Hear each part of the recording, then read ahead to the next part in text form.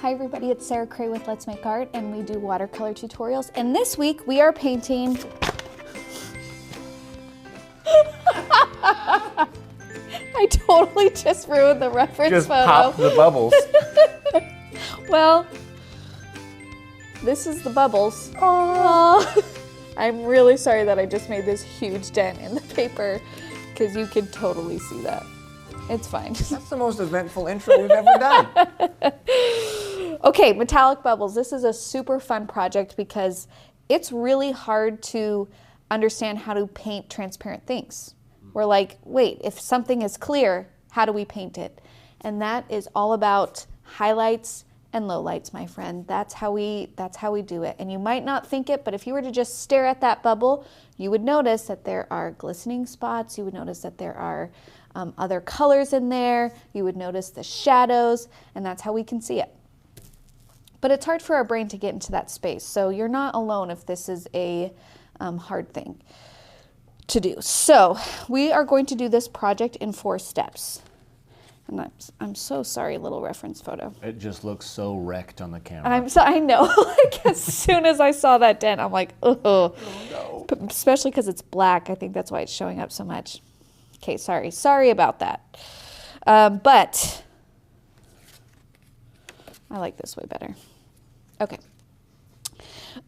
So the first thing that we're going to do is we're just going to outline our bubbles, and I'm just going to use different size circles from whatever is around on my desk to make these. The second step, we are going to be putting in the shape of the bubbles using colors like pink and purple. The third step, we are going to be putting in our highlights with like the blue and our shine spots using the white. So we're kind of using the different colors of metallics for different values, okay? And that's it. That's this project. Let's start with our oath, and then we'll do our warm-up, and then we'll get to painting. You guys are free to skip all of this. SJ, who is wonderful, marks where you guys can go to start the painting. So if you don't want to deal with me talking for the next 10 minutes, that's an option for you. So if you can raise your right hand and repeat after me, I promise to be kind to myself. I promise to be kind to myself. I promise not to compare my work. I promise not to compare my work. And I promise to have fun. And I promise to have fun. Thank you. Okay, so the only thing that I'm going to do for our warm-ups is I just kind of want to show you the different colors, which is good because I need to swatch the colors anyway. Yes. And I forgot to do that, so I'm doing that now. So the first color that we're using is purple. This is it. Can they see that very well? Yes. Doesn't look purple to me. Purple. Pretty. There's purple. The next color we're going to use is pink. If you bought the subscription, this little metallic or this tin will be in there to hold your paints. If you buy just the kits, you'll still get these same paints. They'll just be the little cubes. So you'll just have to hold them while you're picking up paint. Here is pink. And then we have blue. And one thing I like to do with these cake pans is before I start painting, I actually just take my paintbrush and just put a pile of water on each one and let that sit for a second. And then I work my brush into the paint. And then now the color starts to pick up. It just takes a few seconds of working. If you're gonna be vigorous, if you're gonna be vigorously rubbing into the color, maybe use a different brush or the tail end of your brush because you don't wanna hurt your bristles. But hopefully you're not like rubbing that hard. Yeah. Here's blue. And the blue is not going to be like super blue on the black watercolor paper, and that's okay. And then we have white. Okay, so those are our 4 colors that we are going to use. I want to do the blue again. I wonder if I can get a better swatch. There we go. Oh, that's nice. Yeah, there's the blue. And I just kind of want to show you guys that these metallics, just the nature of them, the white and the blue are naturally lighter value than the pink and the purple, which is why we kind of use our pink and our purple for our mid-tone values in this painting, and the blue and the white for our highlights. Okay? Okay. Now you can, the same thing is true because these are watercolors, they're not inks. The same thing is true as if you use a little bit more water than paint, your value is going to be different because you're letting more of that black watercolor be seen, but it's opposite since it's black. It doesn't make the value lighter, it makes the value darker. Does that make sense? Because it's black paper instead of white. I was going to jokingly say it makes sense because it makes 100% sense. Because it's darker paper than the white paper, so it makes it darker. Okay. Just making sure. Yes. Just making sure you guys, we're all on the same page. Because how many times have I said watercolor is magical because you add water, it's a lighter value. Not necessarily true for this because it's black paper. The other thing, and I went into depth about this on the Swan tutorial, is make sure you're paying attention to the amount of water that you're using.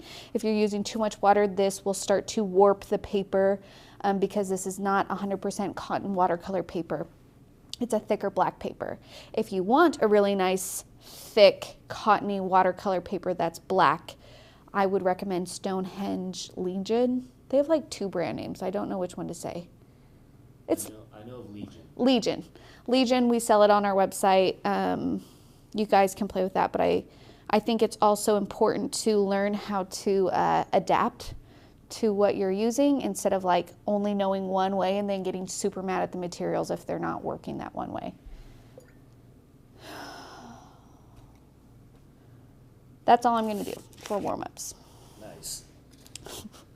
Let's do the bubbles. Okay. Keep your scratch paper handy if you need it. So we're going to start with our shapes. I did 3 different bubble shapes. So for one of the bubbles, should I do this? Should I make it? I'm trying to decide if I want to make it this big or this big. I have another circle thing. Oh, let's use that guy. Thank you. Well, that's a good one. Okay, I'm going to do that one for my top one. You can use a graphite pencil to trace it. It will still show up. I'm going to do white pencil. I think I'm going to do the inner one. So this one is not too huge, but let's just see how big those are in relation to each other. Yeah, that's pretty good.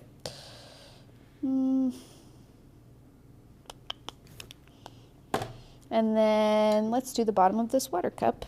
Did you use the white pencil for the small one? And the graph and a regular pencil? I can't see the graphite pencil from here, but I can see it on the camera so bright. It's because of the lighting, I think. Still, it's incredible. And then these 2 on the bottom, I'm going to use the bottom of my water cup, and I'm going to have them kind of overlap. You ever seen a bubble magician? No. Okay, I don't know if that's what they're actually called, but this guy was magical and he just did shapes with bubbles and it was incredible. That sounds so great. Oh, it's super cool. Should I make this one really big? What do you think? That'd be more exciting? I mean, it looks just like the reference photo. It does. Okay, I'll just leave it.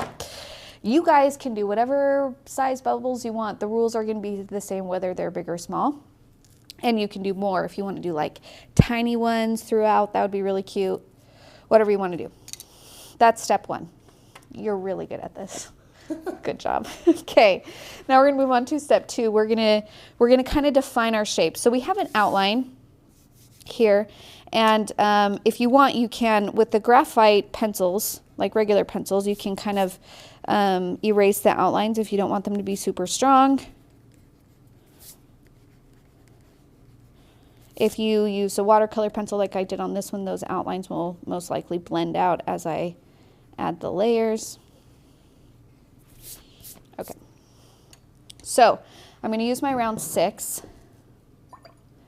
And I'm going to pick up some purple. I'm going to start with purple. And I'm just going to kind of go around the shape of my bubbles. So I'm going to do kind of more of a horizontal hold. And going along the edge, I'm going to start mimicking the round shape. Now, I'm not going to do it a like single stroke all the way around. I'm going to leave spaces every once in a while. So it's going to be like here and different thicknesses. Here, here. But you're just kind of like defining the shape. This is important because this is how your bubbles can start to get wonky shaped. So like you just have to make sure that, so if your bubble is starting to like not look as round in an area, then you need to go back and adjust it a little bit. So like this stroke that I just did made it seem like this kind of sticks out a little bit more now, right? I lost my round shape. So then I have to be like, okay, and I got to sit it up so I can see what I can do. So I'm just going to kind of adjust this over here. I'm going to adjust this one over here and try and get that round shape back a little bit.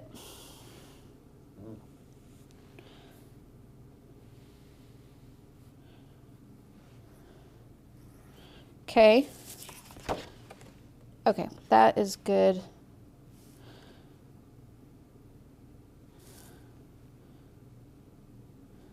that the purple? This is the purple. It's blue on camera. Yeah, so this purple's super interesting because it like sometimes reads really purpley and sometimes it reads really blue. It's kind of cool. My eyes say purple. The camera says very blue. So I'm actually extending the edge of my bubble a little bit to make that round shape again because I kind of went a little bit crazy along one of the edges. Okay, and then I'm going to grab some pink and kind of starting to work my way in. I'm just going to do curved, kind of following the shape of the bubble, curved lines in, leaving spaces in between. Okay, and I know at this point you're like, this isn't looking like a bubble.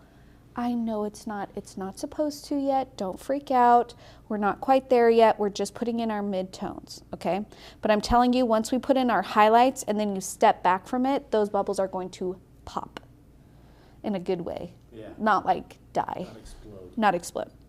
Okay, so I'm just going to repeat that for all 4 of the bubbles. So I'm going to pick up some purple again, and you can switch between like the pink and the purple. So if I want to do more pink on this and start with pink, that's fine.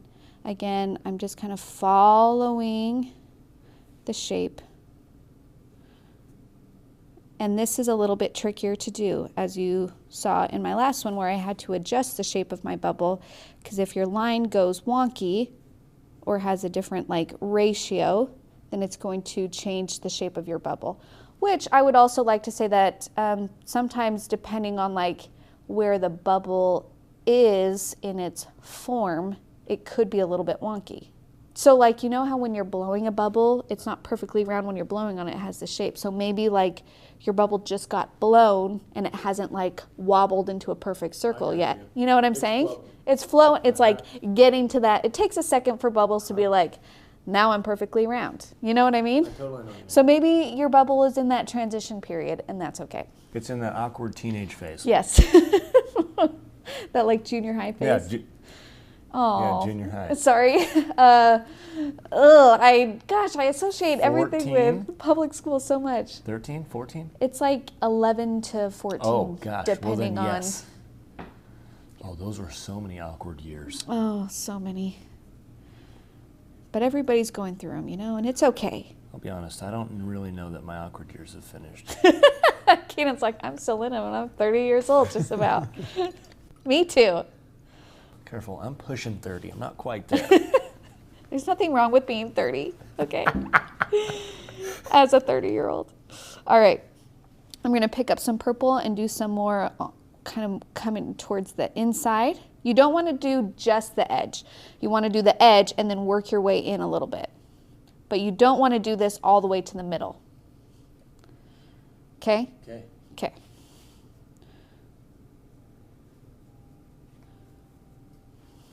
Okay. Again, to repeat.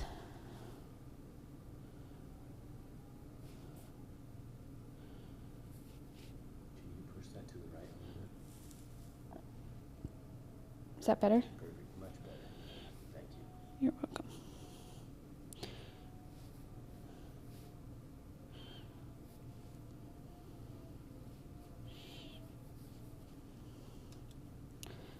Do some purple,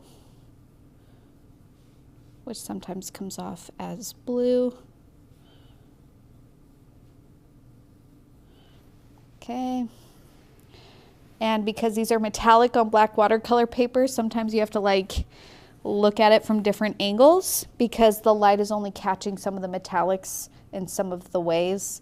So it's kind of always moving. It's kind of tricky. It'd be really fun to do a painting challenge where you found some way to have the perfect angle with a camera, but see what the camera sees. Like you'd be able to do it here. It'd be hard for a civilian Yeah. to do it. Yeah. But it'd also have like a 3-second delay, so it'd be really interesting. Okay. And then just the overlapping ones, I just did the same thing and let them run into each other. It's not a big deal. I said that because it's really easy to see every stroke that you have made on the camera.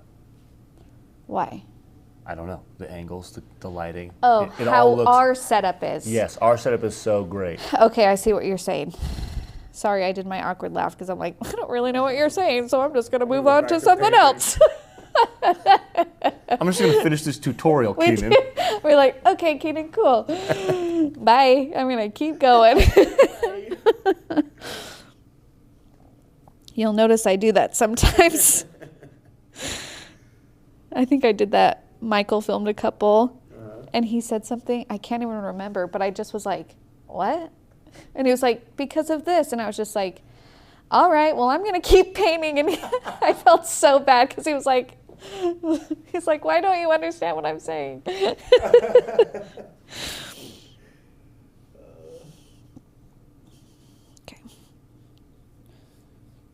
Okay.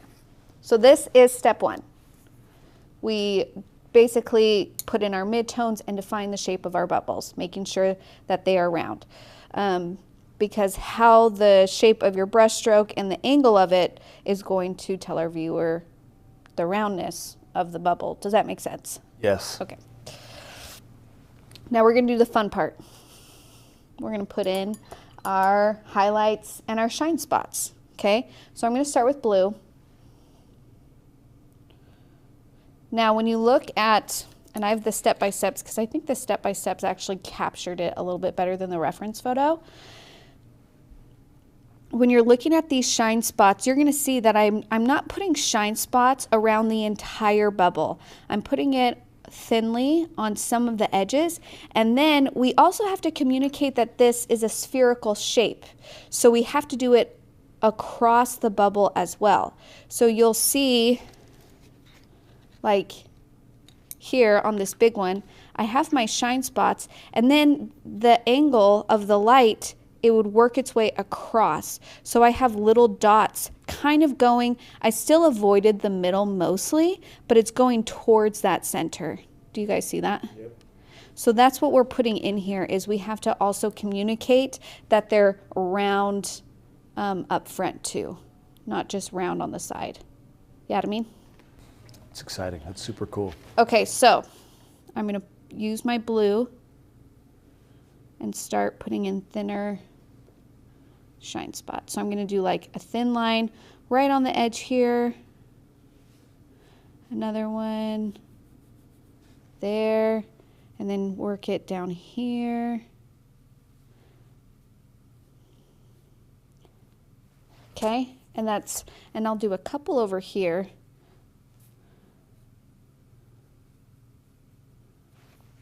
Okay.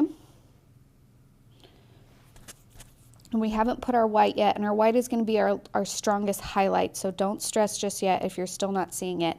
Also, I would like to say that this project is one of those that, because we're so in it and doing things that our brain is not really making sense of, as in like, I still don't understand how we're getting a bubble out of this, you're going to have to step back from this painting and walk away for a minute before your brain is going to be able to adjust and see the bubbles. Does that make sense? Yeah. Okay. So like, don't be mad at yourself, because honestly, when I painted this, I like finished painting this and I'm like, you can't tell these are bubbles. And I was like so mad. And then like people walked by my desk and they're like, those bubbles look so cool. And I realized it's because I didn't like mentally take a break from the painting and step back, that I couldn't see the bubbles. So like, this is important for this project. It's okay. All right, now I'm gonna put in some highlights kind of going over here. And again, the main thing that I'm paying attention to is just the overall shape and mimicking that same roundness with these marks. Whether they're long or short, I'm going to want to pay attention to that.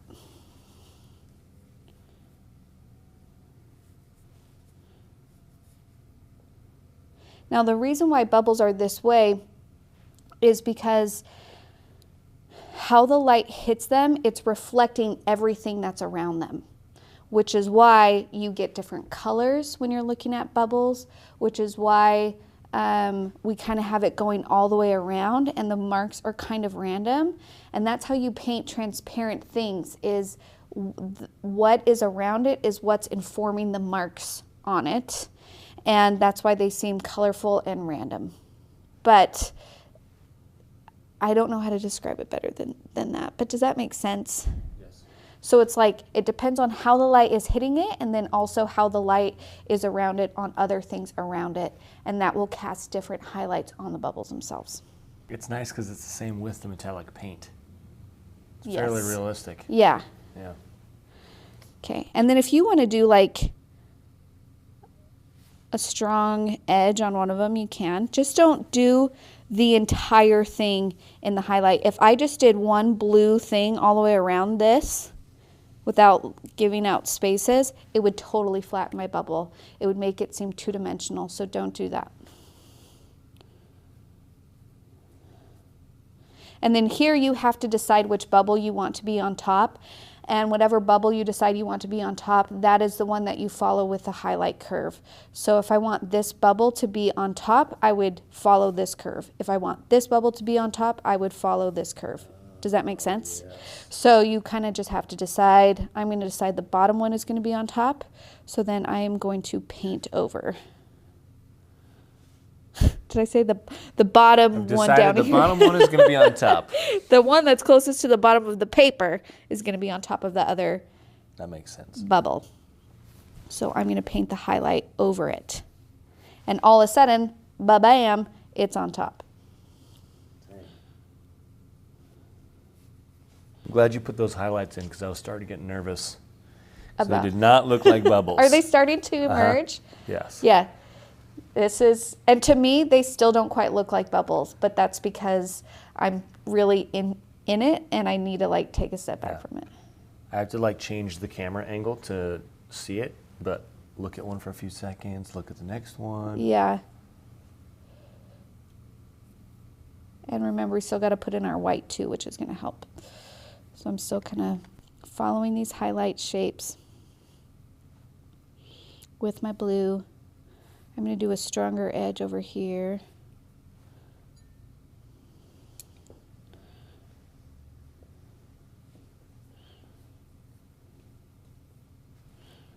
Okay. I have to say, on camera, those look way brighter than they do in real life. And it's because how our lighting setup is. Yes. But they will still look more brighter in real life than the reference photo. Yes. I just want, it's like noticeably different. Can I see? I want to see the screen. I'm really sorry. Kaden, calm down. I'm sorry. Stop throwing things. Oh my gosh, those really pop out on camera. Yeah. That's great. They look awesome. Okay. Now we're going to do our last little bit, highlights and some shine glare spots.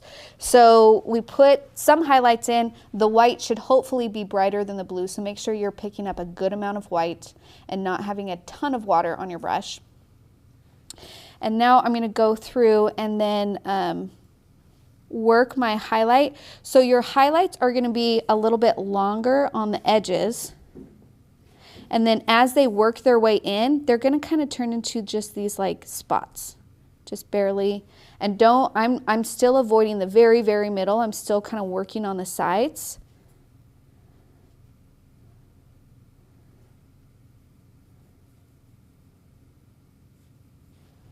That might have been too much, but that's okay. That's okay. Just do a few here and there. And whenever you feel like you're losing your edge on one of the bubbles, where you're like, I can't even tell that there's an edge or anything there, maybe that's where you go in and put a little bit of a highlight ring on there to be like, it's still there. It's a thing. So I'm going to do curve, dot, dot, curve, dot, curve. Okay, now for the glares, you're going to do a dot, and then you're going to splay it. So you're going to use just the tip of your brush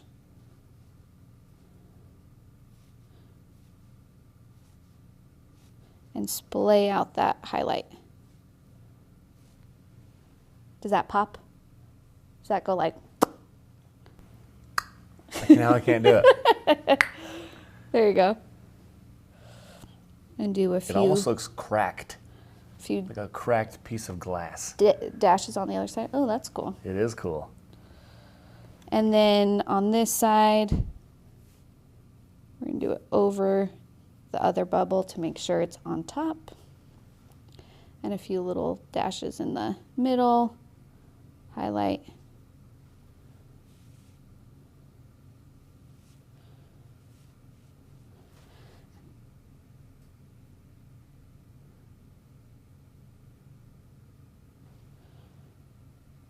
Okay, how is that looking? Does that look like bubbles? Looks like bubbles. Okay, I need to like, I'm still not, for me, I'm not sure because I'm so in it. So just like hold it up. Yeah, there we go. Yeah, that looks way cool. Okay, wait, leave that there. I'm going to put it down, see how it looks on camera. Oh, yeah, those look like bubbles. Look at that. Isn't that funny? Gosh, our brain is so crazy. I'm going to do an extra glare on this guy over here. So you can do it really big like that, or you can do a little one where it's like, oh, it's just a little guy. Just a little guy kind of bouncing off the light there.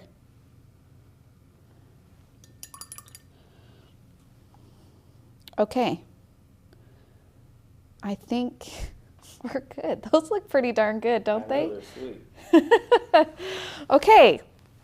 Gosh, I love this project because I feel like it shows you how much your brain plays tricks on you and how hard it is to see what you're painting while you're painting it. So if you guys are making your bubbles and you're still like, this doesn't look like a bubble, take a picture of it.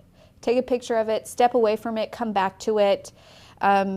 Because these steps that we took, it does not match in our brain how a bubble would be drawn. It's the same thing as if you're painting like glass and water in glass, because what you're really just looking for is you basically have to, when you're painting things that are clear, you have to forget what they are and look at only what you're seeing, which is so hard to do, but that's the only way to do it. So if you want to look at a cup of water, if you want to look at bubbles, which bubbles are harder because they're moving, so you can't so like a glass of water is sometimes easier. You have to look at, I wonder if they can see this. Like if I were to look at my glass here where I'm standing, I have a super glaring white spot here. I have super dark value here. I have a glare spot on the top where the water is. Like, that's what you have to look at. Look at the lights and the darks of something and ignore what the thing is itself. Only draw and paint what you see, not what your brain is telling you you see. So much harder done than said, but that made sense. It did make sense. It made sense. It made sense. Okay. I hope you guys enjoyed this project and didn't get too frustrated at it. I hope you were pleasantly surprised when you took a step back or took a photo of it and those bubbles really popped out. And again, if you're trying to paint or draw transparent things, you got to forget what the transparent object is totally and pay attention only to the highlights and the lowlights and the values of it, and then you'll be able to paint or draw it. If you painted this, I can't wait to see what you have come up with. You can share it on Instagram at Let's Go Make Art or hashtag Let's Make Art.